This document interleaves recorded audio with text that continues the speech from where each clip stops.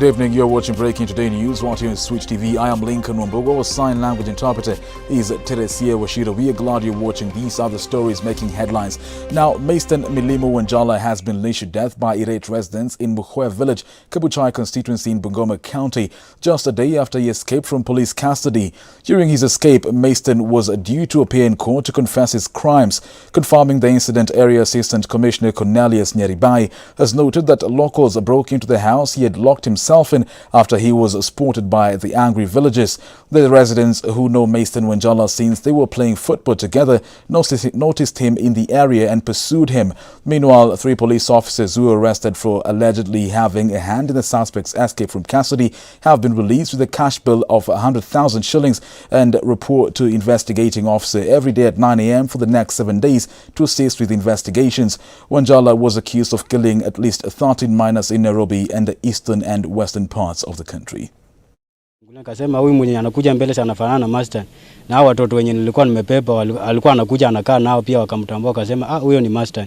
Sasa ikabidi nikipitisha hao watoto niwafikishe mbele na nikawashukisha, nikarudi sana kurudi kuconfirm vizuri. Sasa vile nilirudi nilikuwa namwangalia bila anatembea, tulikuwa tunacheza na yeye, ni mtu najua. Sasa vile nilitambua ni yeye, nikapita haraka, nikakuja nikapata mwenzangu mbele alikuwa anatengeneza chaba asubuhi. Nikamwambia kuna ule jamaa alitoroka Nairobi mwenye aliua watoto anakuja.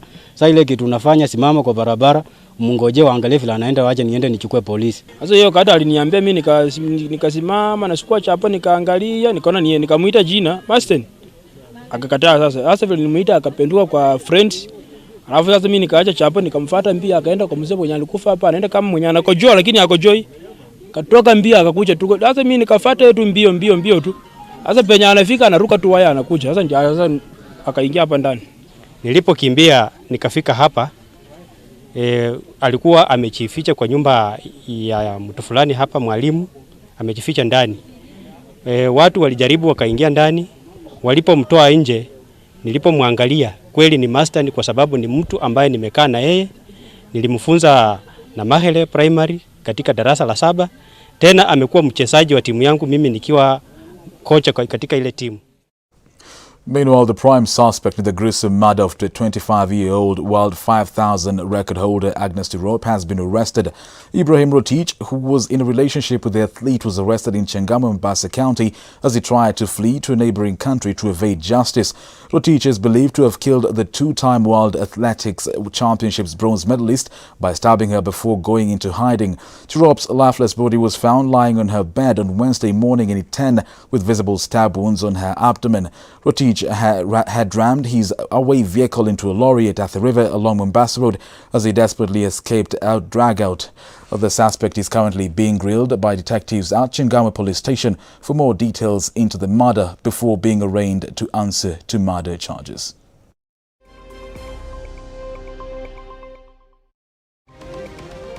Elsewhere, Attorney General Kihara Kariuki has filed a notice of appeal against Justice Jairus Ngah's judgment that declared the rollout of the Huduma number card illegal. According to the AG, he is dissatisfied, arguing that the judgment was misinterpretation of the intention of the Huduma number.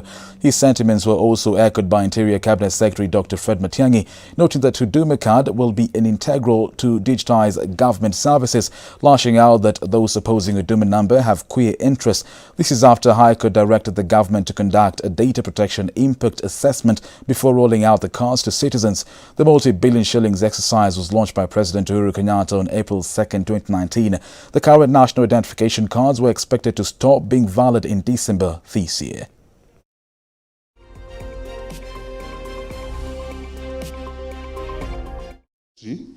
Where you need a handbag to carry your cards, so that you know when you get to the petrol station, you remove your bank card.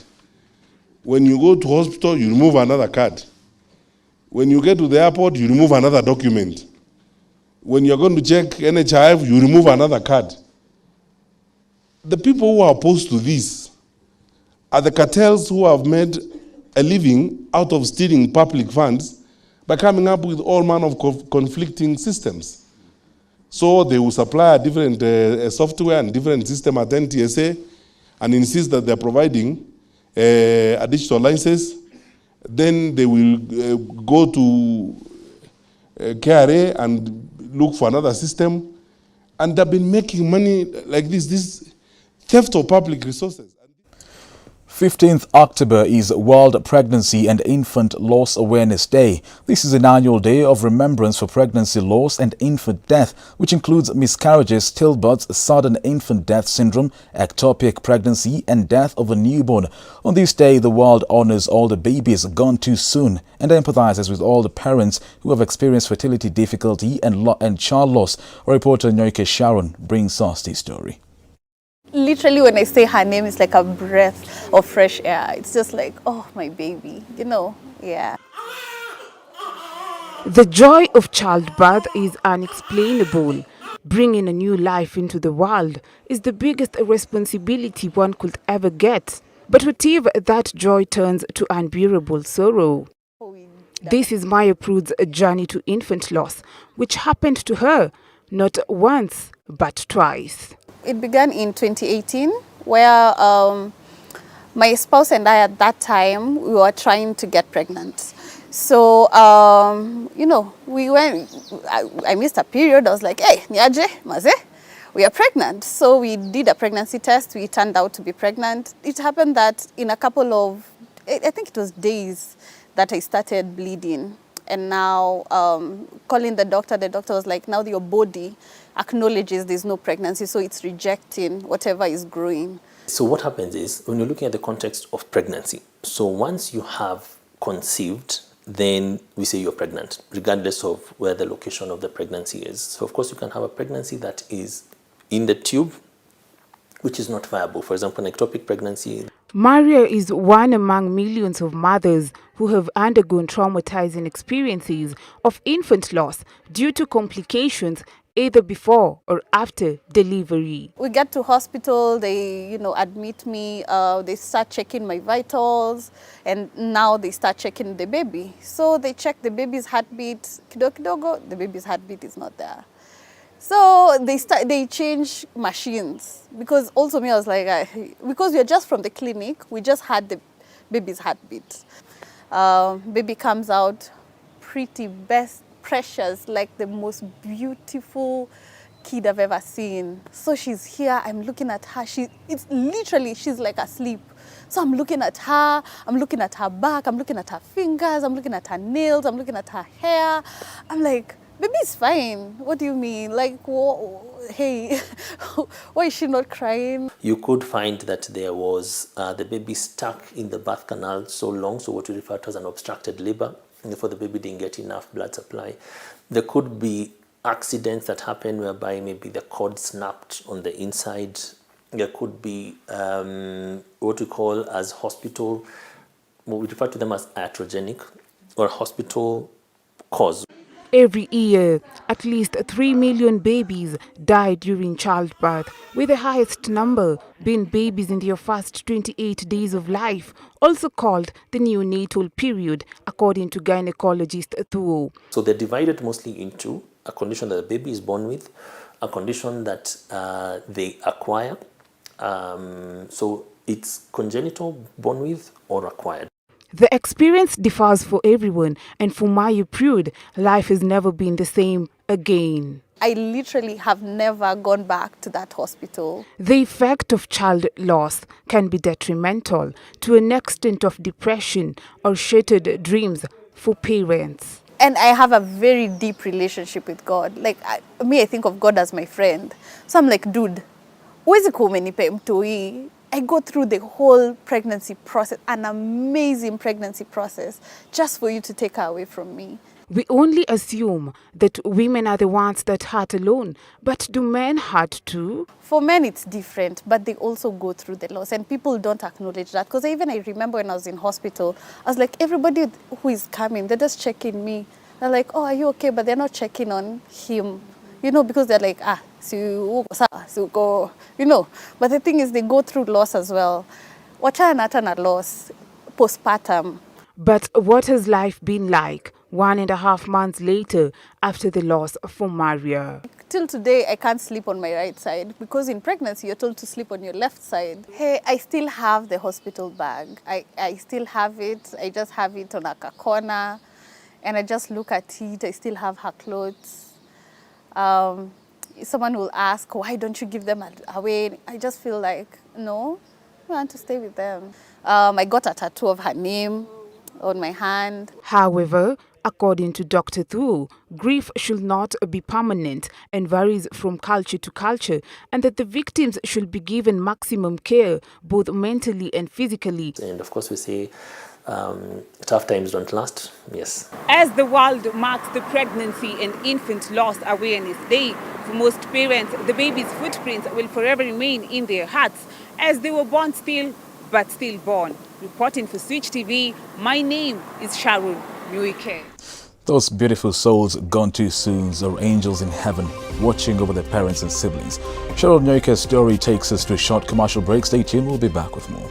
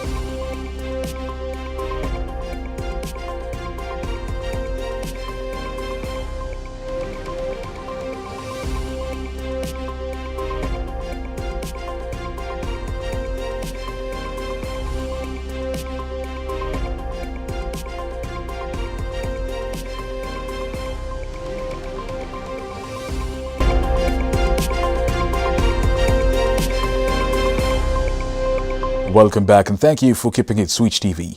A perception by the society that boys are strong and can make it easily compared to the girl child has led to inequality in terms of providing a safe haven and platform for them to access the different opportunities. As our reporter Flora Limukino rates, for the last 1 decade, heated debates between empowering the boy child and the girl child have taken center stage world over. Situated 30 kilometers from the Nairobi Central Business District in Muguga, Kiambu County, lies SKYLINE School, which is a private boys' boarding school. Unlike other schools, this one has uniquely capitalized in nurturing individual talents of students and offering counseling services with an aim of not only ensuring the students' mental health, but empowering the so neglected boy child. would now graduate into doing a high school and serve the boy child, because being a mother of a boy, I had seen others having this kind of a problem. There were already girls' schools that were established, and we realized the problem was with the boys. So that is what made me make the decision. In recent days, most emphasis have been put on the female gender, hence forgetting the role of the male counterparts in the society. I speak to Sheila Kanyuithia, the director at SKYLINE School, and she narrates to me their urge to empower their boys. There's this new interest in equipping students with more than the academics.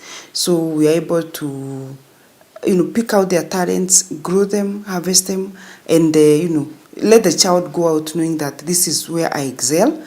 And we also introduce things like clubs that help them to do other things other than academics. We have a guidance and counseling department that gives the students the opportunity to air any issues they have.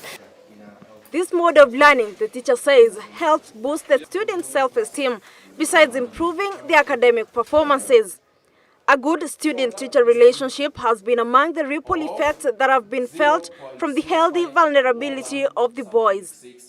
One thing that the teacher does, they do the academic advisory, and then they also do the guiding and counseling, so that whenever these students maybe have an issue that they may want to tell the teacher or they may be struggling with, then they open up to the teacher and the teacher is able to guide the student.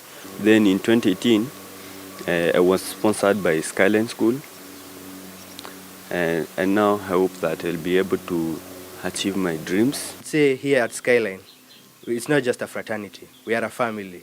Everyone from the students to our teachers.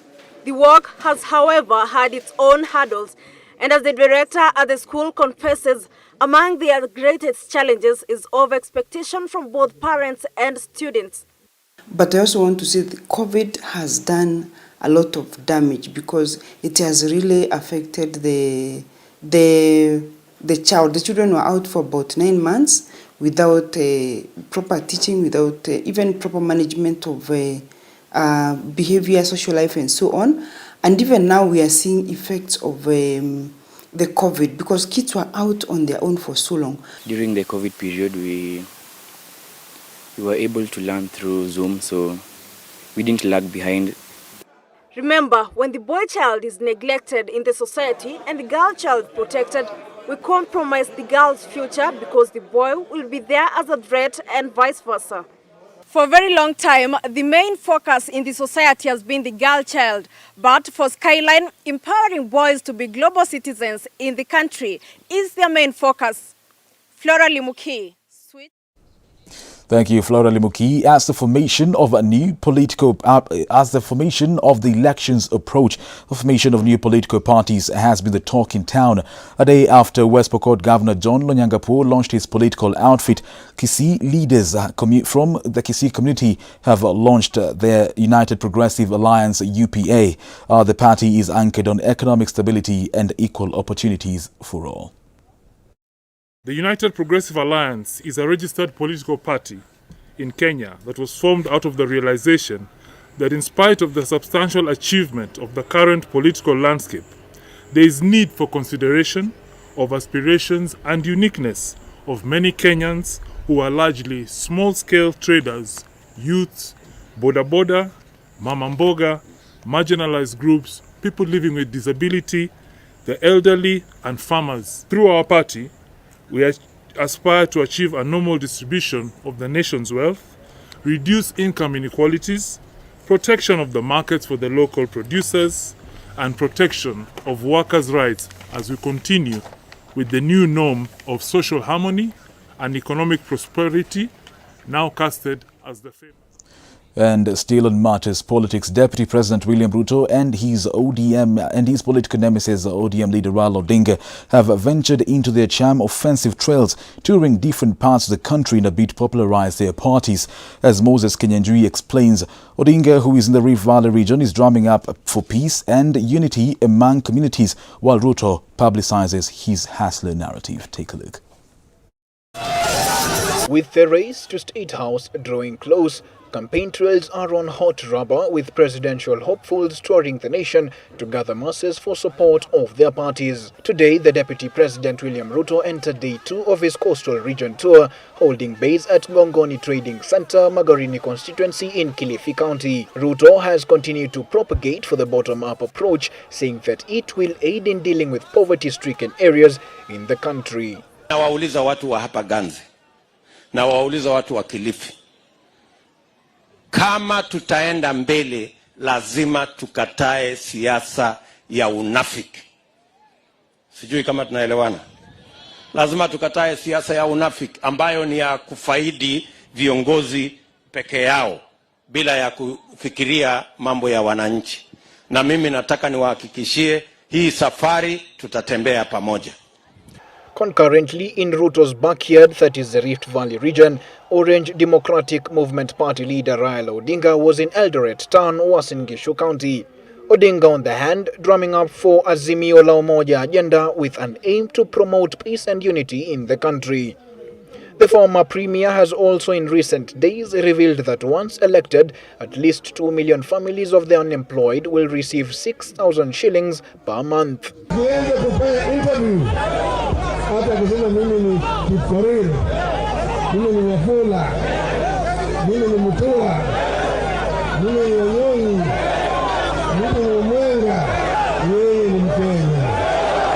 With only 36 weeks remaining to the 2022 general election, Deputy President William Ruto and ODM leader Raila Odinga are holding campaign trails across the country to popularize the agendas of the party on who holds the best economic revamp plan and the betterment of the country.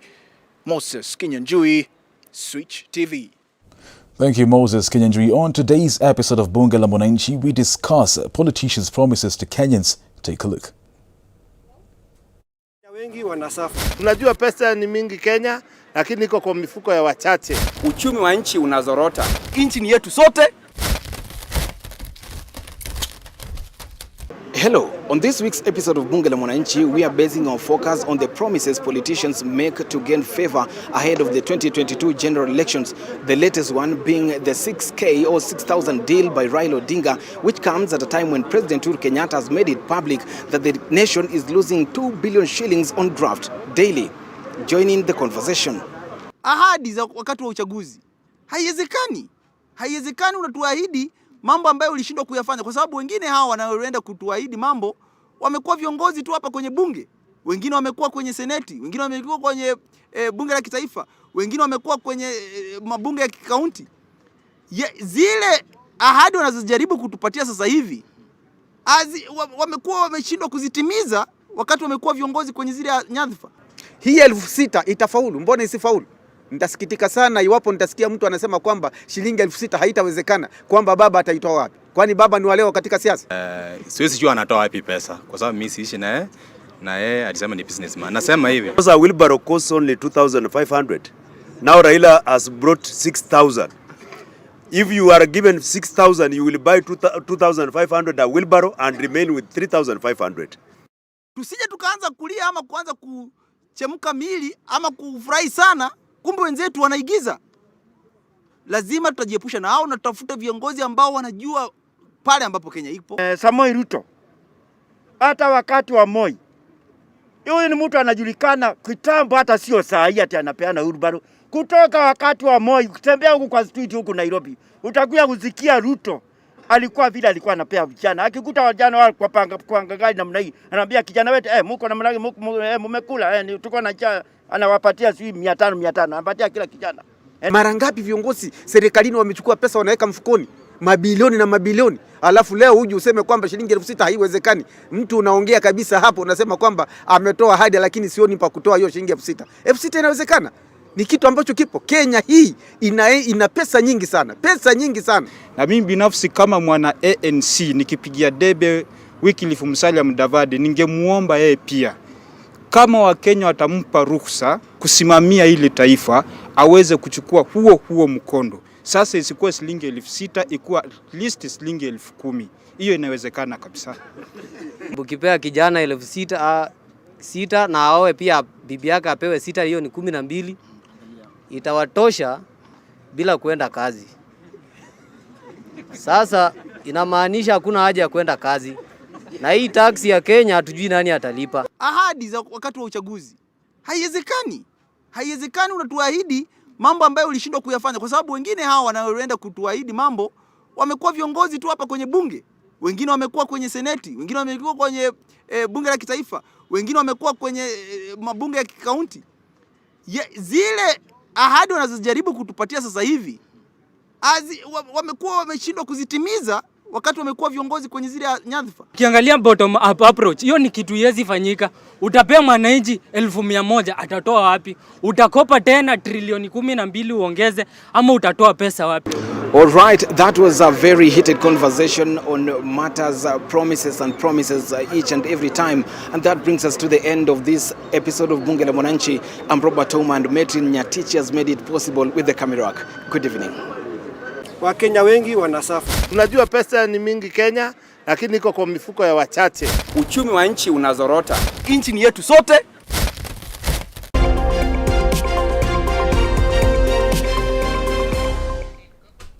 Thank you for staying with us. It's time for sports. Now, to start us off, Kenya Amputee Football Federation has started a process of amputee football players selection in the quest to beef up a team which will represent Kenya in the Africa Cup of Nations Amputee Games. Omar Mohamed has more.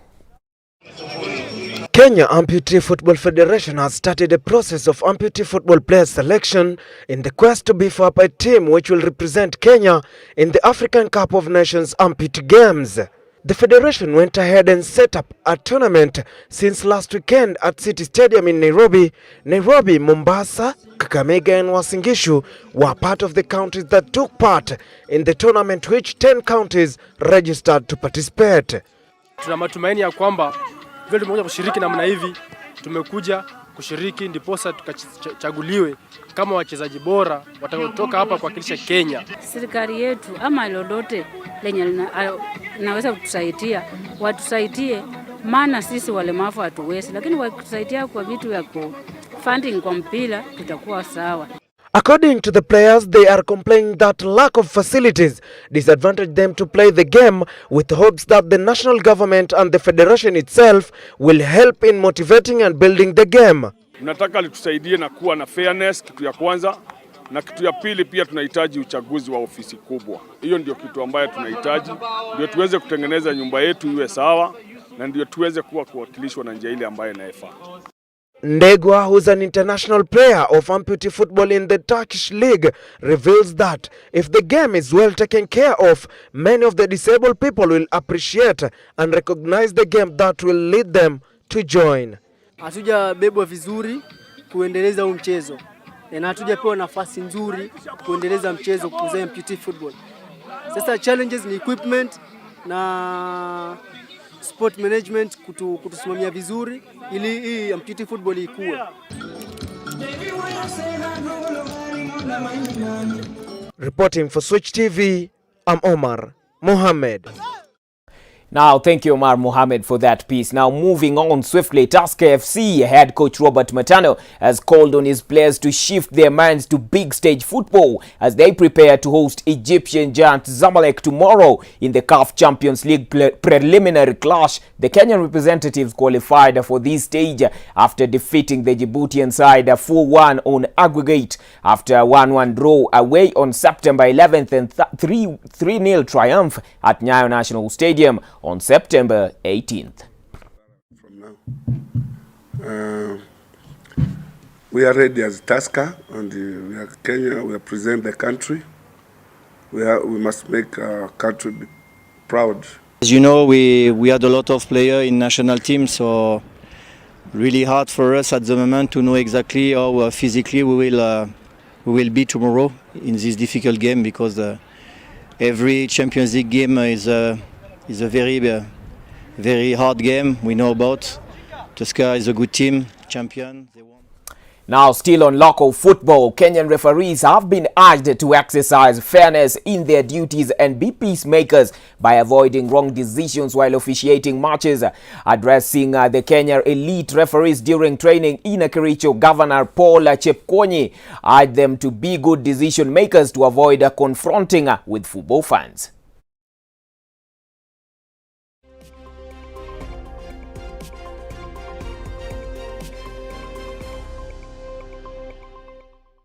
Refereeing goes hand in hand with soccer. For us to have the best players and the best team formation, we need referees who are exposed to international standards. And refereeing is about fairness. You are arbitrators. You know what fans can do if you make the wrong decision. We are privileged to be part of this occasion in this county. Now, Peru missed a second-half penalty in a 1-0 loss to Argentina in Buenos Aires today, delivering another blow to their hopes of qualifying for the 2022 World Cup, trailing to a first-half goal from Lautaro